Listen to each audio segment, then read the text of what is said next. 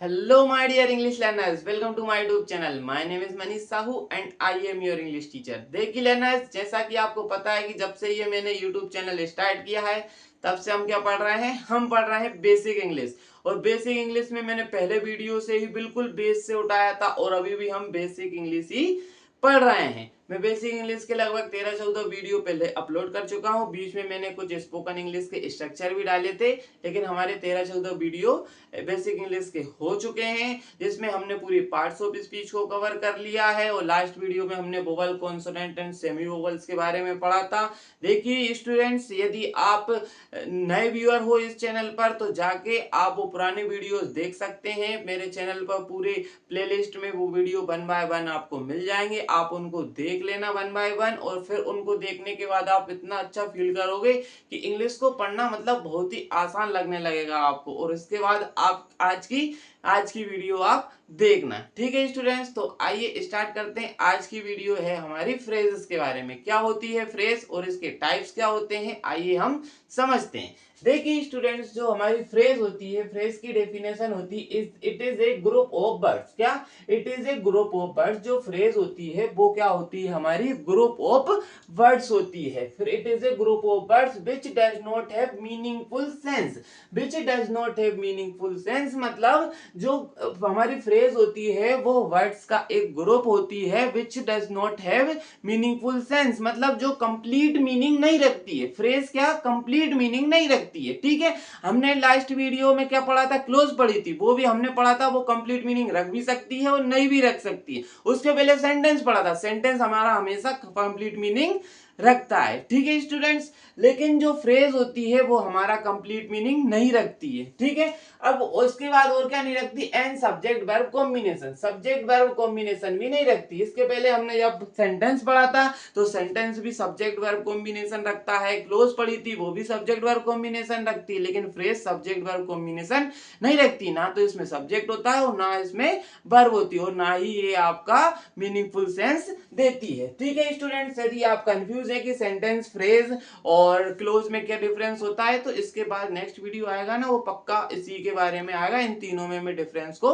बताऊंगा। अभी हम फ्रेजेस को समझते हैं। देखिए स्टूडेंट्स, अब हम डेफिनेशन को तो समझ गए कि फ्रेज क्या होती है जो मीनिंगफुल सेंस नहीं देती हो, जिसमें सब्जेक्ट वर्ब कॉम्बिनेशन नहीं होता है। जैसे मैं बोलूं, मैंने एक सेंटेंस लिखा है, Rohit helps me to complete project. अब रोहित क्या करता है, हेल्प्स मी मेरी मदद करता है, to complete my project. Rohit मेरे प्रोजेक्ट कंप्लीट करने में मेरी हेल्प करता है। अब यहाँ पर क्या है, रोहित क्या है, यहाँ पर सब्जेक्ट है, रोहित सब्जेक्ट है, ये वर्ब है। ठीक है, हेल्प यहाँ पर वर्ब हो गई, ये हमारा ऑब्जेक्ट हो गया। ये टू कंप्लीट है यहाँ पर, ये भी हमारी वर्ब हो गई, टू इन्फिनिटिव हो गई और प्रोजेक्ट हमारा ऑब्जेक्ट हो गया। अब ये होगा, ठीक है, यहाँ रोहित है, क्या हो गया, सब्जेक्ट है, वर्ब है। ठीक है, अब देखिए नेक्स्ट सेंटेंस। अब मैंने क्या लिखा, माय फ्रेंड रोहित। अब यहाँ रोहित जो था, सब्जेक्ट क्या था, एक वर्ड में था, क्या सब्जेक्ट एक वर्ड में था तो वो नॉर्मली सब्जेक्ट हो गया था। लेकिन अब ये जो सब्जेक्ट है माय फ्रेंड रोहित, ये कितने वर्ड में है, 3 वर्ड में है। क्या है,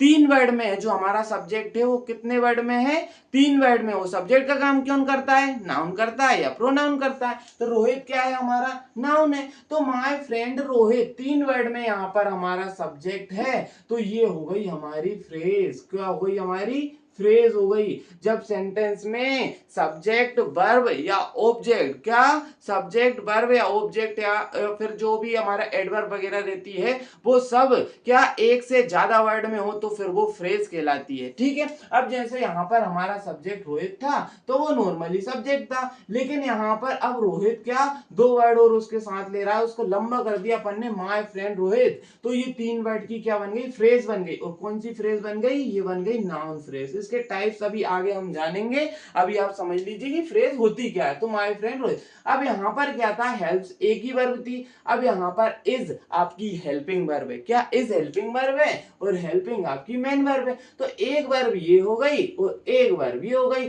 तो ये दोनों वर्ब ने क्या बनाई, इसका कॉम्बिनेशन बनाया, किसका, वर्ब का। और ये दोनों क्या कहलाएंगी, ये कहलाएंगी हमारी वर्ब फ्रेज। क्या कहलाएंगी, वर्ब फ्रेज। ये दोनों हो गई हमारी वर्ब फ्रेज। इसके बाद क्या है, my friend Rohit is helping me to complete my new project. अब देखना ये क्या है, ऑब्जेक्ट है, ये तो हमारी वर्ब हो गई, यहाँ से यहाँ पे ये टू इन्फिनेटिव वर्ब हो गई, ये हमारा ऑब्जेक्ट है। अब देखना यहाँ पर प्रोजेक्ट अकेला था ऑब्जेक्ट, अब यहाँ पर क्या है, माई न्यू प्रोजेक्ट, यहाँ पर एक वर्ड में था तो ऑब्जेक्ट नॉर्मली था, ऑब्जेक्ट मतलब नाउन ही था। ऑब्जेक्ट का काम कौन, सब्जेक्ट और ऑब्जेक्ट का काम कौन, नाउन ही करता है, प्रोनाउन करता है, तो प्रोजेक्ट वैसे भी नाउन था यहाँ पर, ठीक है। अब यहाँ पर माई न्यू प्रोजेक्ट, ये 3 वर्ड में प्रोजेक्ट मतलब जो नाउन है वो 3 वर्ड में आ गया, तो ये हमारा क्या हो जाएगा, ये भी हमारा हो जाएगा नाउन फ्रेज। क्या हो जाएगा, noun phrase. My new project, ये भी हमारा नाउन फ्रेज हो जाता है। तो देखिए स्टूडेंट्स, अब आप समझ गए होंगे कि फ्रेज मतलब क्या होता है। अभी तक मेरा सिर्फ यही मोटिव था कि आपको बता दूं इन सेंटेंस के थ्रू कि फ्रेज होता क्या है। अभी आप बिल्कुल टेंशन मत लेना, आप बिल्कुल अच्छे से पढ़ेंगे और एक एक टाइप को अलग अलग पढ़ेंगे। देखिए स्टूडेंट्स के टाइप जो होते हैं, सबसे पहले आता है नाउन फ्रेज, उसके बाद वर्ब फ्रेज, उसके बाद एडजेक्टिव फ्रेज, एडवर्ब फ्रेज और प्रीपोजिशनल फ्रेज। ये जो 5 टाइप्स होते हैं ये मेन टाइप्स होते हैं इसके, ठीक है। यही हमारे मेनली काम आते हैं, ये 5 टाइप जो होते हैं ये हमारे मेनली काम आते हैं। और बहुत से स्टूडेंट्स सिर्फ इनको ही पढ़ते हैं, यहाँ तक तो बहुत से पहुंच भी नहीं पाते, लेकिन इनको भी पढ़ना जरूरी होता है। क्यों होता है, क्योंकि ये भी इंग्लिश का ही पार्ट है। यदि आपको इंग्लिश का एक अच्छा हमारा इंग्लिश का अच्छा स्टूडेंट बनना है तो फिर आपको इनको भी पढ़ना होगा, ठीक है स्टूडेंट्स। इसके बाद आती है 6 टाइप है हमारा infinitive phrase, auxiliary phrase, participle phrase, conjunction phrase and interjection phrase. इनको आप ऐसा कह सकते हैं कि ये थोड़े एडवांस लेवल की फ्रेज है। ये बेसिक फ्रेज मान लीजिए, ये एडवांस फ्रेज मान लीजिए, होती नहीं है मान लीजिए, ये फ्रेज ही होती है, ठीक है। तो ये हमारे कुल 10 टाइप्स की हमें फ्रेज देखने को मिलेंगी। तो आइए स्टूडेंट्स अब एक एक करके इनको समझते हैं कि इनका यूज कैसे करना है और इनको अच्छी तरीके से लर्न करते हैं। तो स्टूडेंट्स, हमारे फ्रेज का पहला टाइप होता है नाउन फ्रेज। तो आइए जानते हैं नाउन फ्रेज के बारे में। देखिए स्टूडेंट्स, नाउन फ्रेज क्या होती है। देखिए नाउन होता क्या है, पहले तो किसी भी व्यक्ति, वस्तु या जगह का नाम क्या कहलाता है, हमारा नाउन कहलाता है। अब नाउन सेंटेंस में क्या करता है, नाउन सेंटेंस में करता है या तो सब्जेक्ट का काम करता है या फिर ऑब्जेक्ट का काम करता है। नाउन के दोनों ही काम होते हैं, या तो सब्जेक्ट का काम करेगा या फिर ऑब्जेक्ट का काम करेगा, ठीक है। अब पहले एक एक नॉर्मल एग्जांपल से समझते हैं, फिर समझेंगे हम फ्रेज को, ठीक है। ऐसे मैंने एक सेंटेंस लिखा, रोहित गेव मी एडवाइस। क्या, Rohit gave me advice. Rohit क्या है, यहाँ पर सब्जेक्ट है, गेव क्या है, वर्ब है, मी यहाँ पर ऑब्जेक्ट है और एडवाइस भी यहाँ पर ऑब्जेक्ट है, ठीक है। अब रोहित गेव मी एडवाइस, अब रोहित यहाँ सब्जेक्ट हो गया, गेव वर्ब हो गई। यहाँ पर कोई मतलब जो सब्जेक्ट है वो एक ही वर्ड में है ना, तो यहाँ पर फ्रेज का कोई काम ही नहीं है। वर्ब है वो भी एक ही वर्ड में है, तो यहाँ पर फ्रेज का कोई काम नहीं है। लेकिन अब नेक्स्ट सेंटेंस देखते हैं। मैंने इस रोहित को बड़ा करके लिखा, अ intelligent boy Rohit gave me advice. मैंने क्या लिखा, intelligent Rohit gave me advice, मैंने ये लिखा। तो अब क्या हुआ, ये रोहित जो था, रोहित क्या था, नाउन था जो सेंटेंस में सब्जेक्ट की तरह काम कर रहा है। रोहित क्या है, नाउन है, वो एक नाम है, लेकिन वो सेंटेंस में सब्जेक्ट की तरह काम कर रहा है। तो रोहित जो नाउन है यहाँ पर तो एक वर्ड में था, अब मैंने यहाँ पर इसको 4 वर्ड में कर दिया, तो ये हो जाएगा नाउन फ्रेज। क्या हो जाएगा, नाउन फ्रेज। तो ये इंटेलिजेंट बोल रोहित, ये पूरा क्या हो जाएगा, हमारा नाउन फ्रेज हो जाएगा। नेक्स्ट सेंटेंस देखते हैं, जैसे अ ब्यूटीफुल गर्ल कोल्ड मी। क्या है, अ ब्यूटीफुल गर्ल। अब ये पूरा सब्जेक्ट है, देखो ये वर्ब है हमारी, ये हो गई वर्ब, और इसके बाद अ ब्यूटीफुल गर्ल, ये पूरा क्या हो गया, हमारा सब्जेक्ट हो गया, सॉरी नाउन फ्रेज हो गई। ये क्या हो गई, सब्जेक्ट तो है लेकिन ये पूरी क्या हो गई, noun phrase. A beautiful girl पूरी हमारी नाउन फ्रेज हो गई। ये फ्रेज 3 वर्ड में है। नेक्स्ट सेंटेंस देखते हैं, my uncle is running a large scale business. अब देखो यहाँ पर क्या है, my uncle is running a large. अब देखना, माय अंकल इज रनिंग, ठीक है, यहाँ पर वर्ब हो गई। इसके बाद ये ऑब्जेक्ट है, अ लार्ज स्केल बिजनेस। अब यहाँ से यदि मैं ऐसा लिखता, my uncle is running business, ठीक है, my uncle is running a business, ऐसा मैं लिखता, तो बिजनेस जो होता वो नॉर्मल एक वर्ड में होता, तो फिर वो डायरेक्ट ऑब्जेक्ट कहला जाता हमारा, है ना। डायरेक्ट ऑब्जेक्ट नहीं, मतलब वो ऑब्जेक्ट ही हो जाता हमारा, ठीक है। लेकिन ये क्या है, हमारा ऑब्जेक्ट क्या है, यहाँ पर ए से लेके आप आ से लिखो, आ लार्ज स्केल बिजनेस, तो 1 2 3 4 वर्ड में ये हमारा ऑब्जेक्ट है। ये वर्ब के बाद क्या है, ऑब्जेक्ट, 4 वर्ड में हमारा ऑब्जेक्ट है, तो फिर ऑब्जेक्ट क्या कहलाएगा, हमारा क्या है, ये ऑब्जेक्ट है 4 वर्ड में, तो ये क्या हो जाएगी, ऑब्जेक्ट का काम कौन करता है, नाउन करता है, तो ये हो जाएगी हमारी नाउन फ्रेज। ये 4 वर्ड में क्या है, हमारा नाउन नाउन फ्रेज। ठीक है, अब आई होप आप समझ गए होंगे। नाउन फ्रेज मतलब सब्जेक्ट या ऑब्जेक्ट जब एक से ज्यादा वर्ड में हो। ठीक है, सब्जेक्ट या ऑब्जेक्ट एक से ज्यादा वर्ड में हो तो फिर वो नाउन फ्रेज की तरह काम करता है। अब आते हैं नेक्स्ट टाइप पे। नेक्स्ट टाइप होता है हमारा वर्ब फ्रेज। क्या होती है वर्ब फ्रेज, देखिए स्टूडेंट्स इसको समझते हैं। जैसे एक सेंटेंस मैंने नॉर्मली लिखा है, Rahul helped me a lot to complete my project. अब राहुल यहाँ सब्जेक्ट हो गया, हेल्प्ड वर्ब हो गई, मी ऑब्जेक्ट हो गया, a lot of complete my project, ये भी हमारा बाकी सेंटेंस है। तो इसमें कोई दिक्कत नहीं, राहुल एक सब्जेक्ट में, हम वर्ब फ्रेज पढ़ रहे हैं, यहाँ पे हेल्प एक ही वर्ब है यहाँ पर, तो यहाँ पे कोई टेंशन ही नहीं।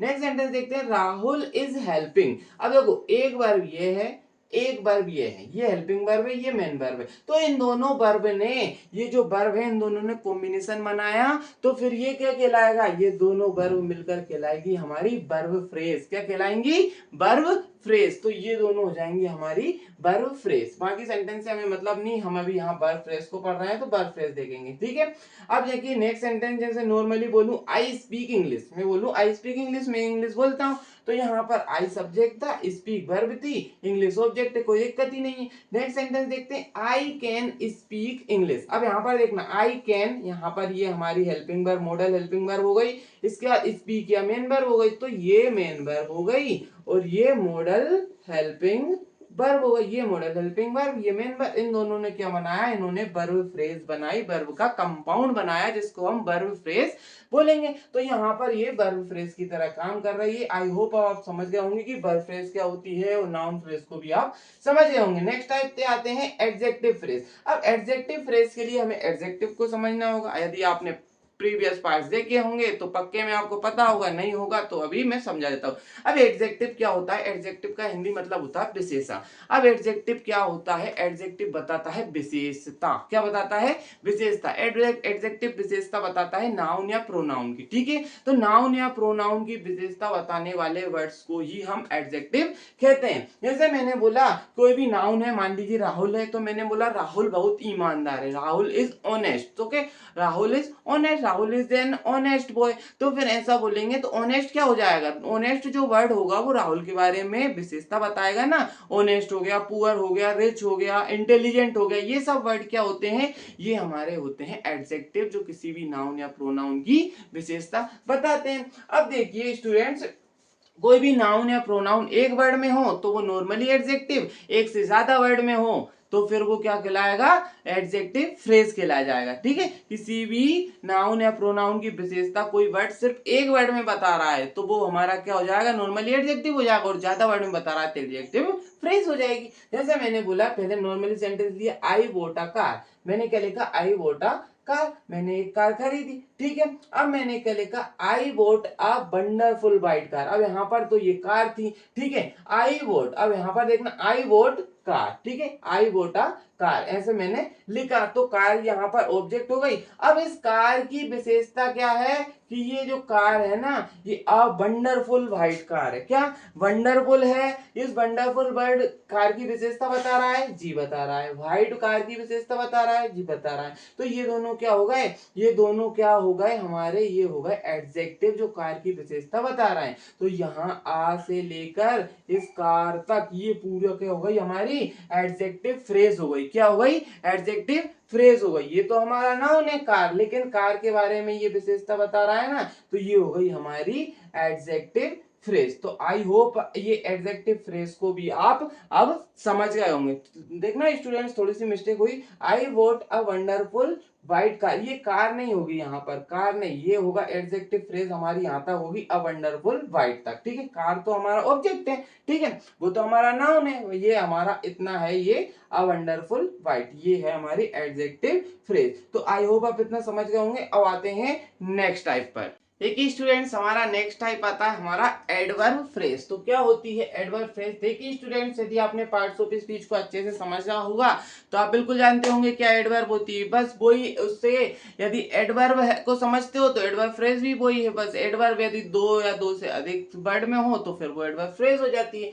देखिए स्टूडेंट्स, मैं आपको कोशिश करता हूँ यहाँ भी एडवर्ब को समझाने की। एडवर्ब क्या होती है, जो वर्ब एडजेक्टिव या एडवर्ब को मॉडिफाई करती है। एडवर्ब क्या करती है, वर्ब को एडजेक्टिव को या फिर दूसरी एडवर्ब को मॉडिफाई करती। मॉडिफाई करने से मतलब उसके बारे में अधिक जानकारी देती। या फिर आप ऐसे भी देख सकते हो कि एडवर्ब जो होती है सेंटेंस में when, where, how much, why या हाउ का रिप्लाई देती। अभी समझाता हूं। जैसे मैंने सेंटेंस बोला Rohit runs fast, Rohit runs, Rohit दौड़ता है। कैसे दौड़ता है? ये हाउ, हाउ मतलब कैसे। इसका हाउ का रिप्लाई जो मिलेगा वो होगी हमारी एडवर्ब। तो रोहित रन्स दौड़ता है कैसे? फास्ट। ये हो गई हमारी adverb.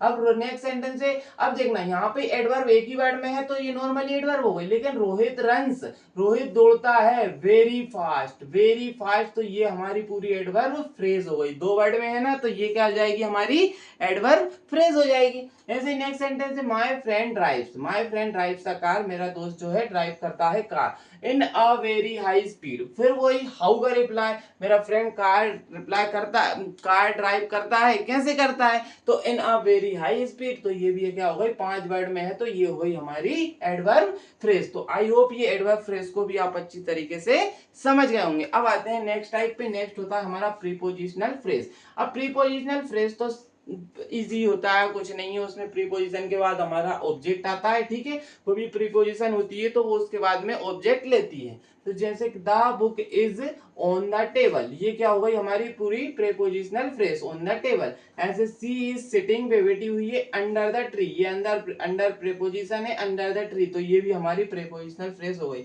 The city is located, जो सिटी है वो लोकेटेड है नियर द रिवर, ये नियर एक प्रीपोजिशन है, नियर द रिवर, ये पूरी क्या हो गई? प्रीपोजिशनल फ्रेज हो गई। तो ये तो इजी है, कोई दिक्कत नहीं है इसमें। नेक्स्ट टाइप पे आते हैं। नेक्स्ट टाइप है हमारा इन्फिनेटिव फ्रेज। अब इन्फिनेटिव फ्रेज क्या होती है? इन्फिनेटिव मतलब होता है टू प्लस वर्ब की बेस फॉर्म।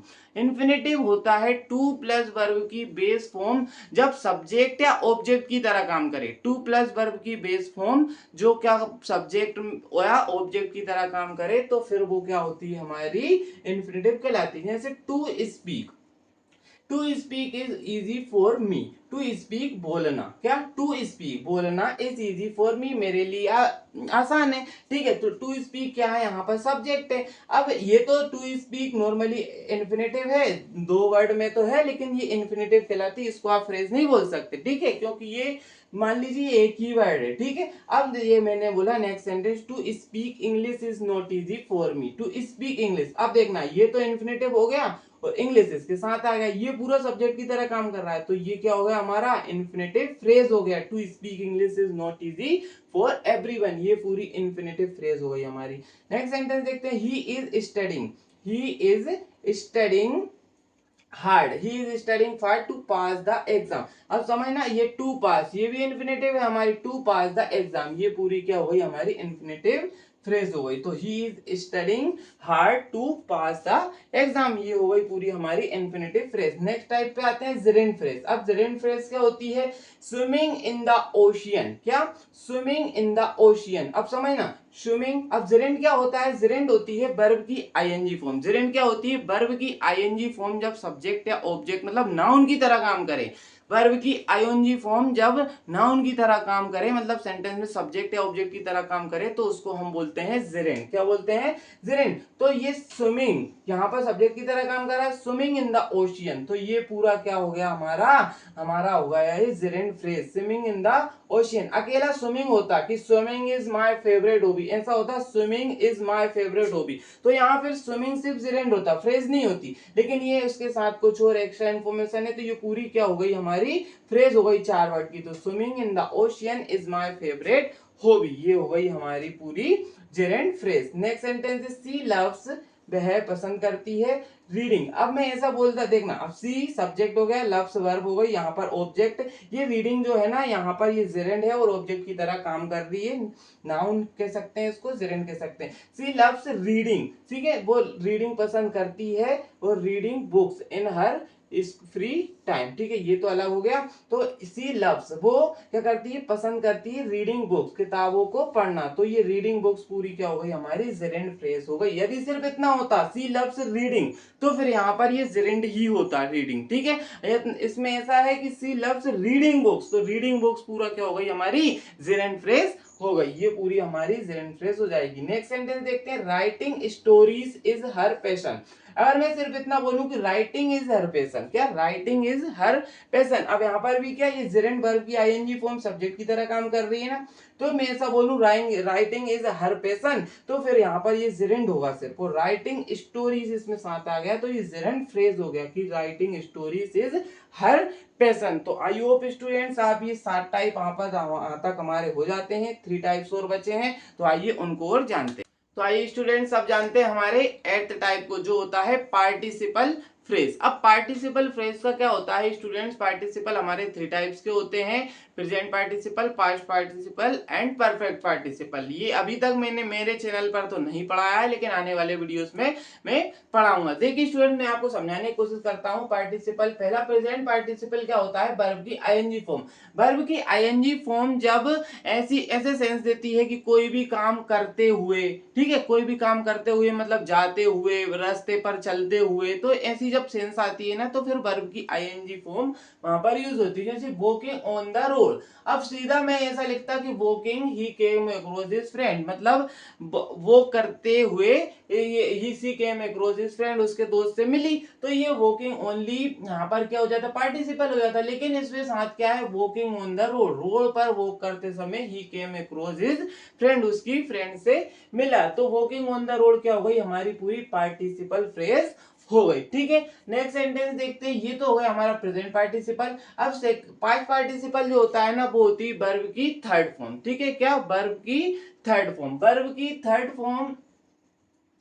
की थर्ड फॉर्म जो होती है तब हमारा एडजेक्टिव की तरह काम करती है ना, तो फिर वो हमारी होती है पर क्या बोलते हैं, पास्ट पार्टिसिपल। जैसे एग्जॉस्टेड फ्रॉम द जर्नी, ये पूरा हमारा पास्ट पार्टिसिपल की फ्रेज है। ठीक है, एग्जॉस्टेड फ्रॉम द जर्नी। ठीक है, अब इसका मतलब क्या हो, एग्जॉस्टेड फ्रॉम द जर्नी मतलब जर्नी से, यात्रा से थककर सी वेंट टू बेड, वो बेड पर मतलब सोने चली गई। ठीक है, यात्रा से थककर वे बेड पर सोने चली गई। तो इस प्रकार से ये बनता है, ये भी हमारी क्या हो गई, पार्टिसिपल फ्रेज हो गई। अब जो परफेक्ट पार्टिसिपल फ्रेज होती है, परफेक्ट पार्टिसिपल जो होता है हमारा, वो होता है हैविंग प्लस वर्ब की थर्ड फॉर्म। क्या, हैविंग प्लस वर्ब की थर्ड फॉर्म। इसमें ऐसी सेंस निकलती है कि कोई भी काम करके, जैसे मैं पढ़ाकर वहां गया, मैंने अपना होमवर्क करके खेलने गया, है ना, करके, कोई भी काम करके जब होता है वहां पर ये हैविंग प्लस थर्ड फॉर्म आती। अब सीधा मैं ऐसे लिखूं कि हैविंग फिनिश्ड, इतना लिखूं, having finished she went out to play.